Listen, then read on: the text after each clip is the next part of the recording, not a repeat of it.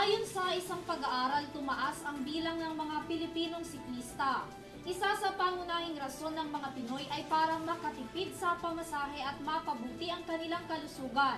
Alamin ang iba pang detalye sa report ni Criza Lopez.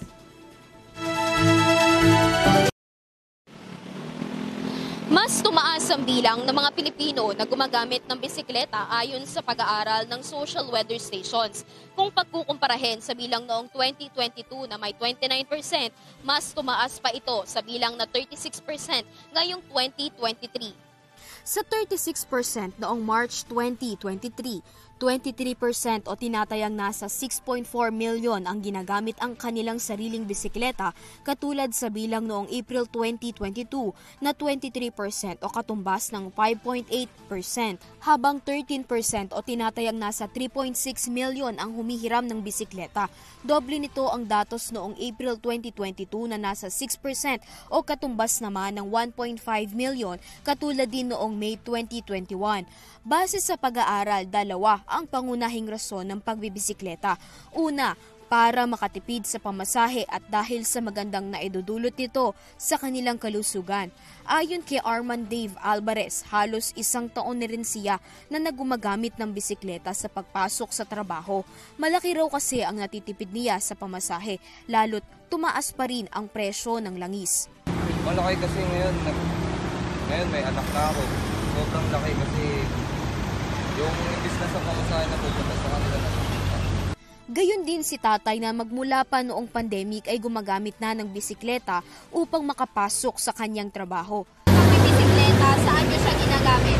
Sa bahay, trabaho lang po. Trabaho. Ilang taon na kayo kuya nagbibisikleta? Simula nung pandemic. Sinubukan naman daw nila na bumalik sa pag-commute, subalit mas lalo lamang daw silang nahirapan sa pagbiyahe. Ano ba naisipan kuya na mag-commute? Sinubukan ko po. Nag-commute ulit, kaya lang mas nahirapan po ako eh. Nakakapagod kasi kasi saka magbangasin din pagdating sa pamasahe. Wala na pamasahe. Doble ingat din ang binibigay ng dalawang siklista sa tuwing nasa kalsada, lalo't sunod-sunod ang mga insidente ng road rage sa kalsada. Manatili lamang daw na kalmado sa kanilang pagmamaneho. Hindi naman po kasi hindi naman tayo mahilig magkipag-away eh. Ano lang, kakalma lang. Noong kasagsagan ng pandemic, binigyan ng sariling linya ang mga nagbibisikleta sa daan. Ito'y upang matiyak na ligtas na makararating sa kanilang mga trabaho ang mga frontliners. Sa ngayon, balak pa na palawigin ng Department of Transportation ang bike lane sa Pilipinas. Naglaan ang ahensya ng mahigit sa 900 million pesos na pondo para rito.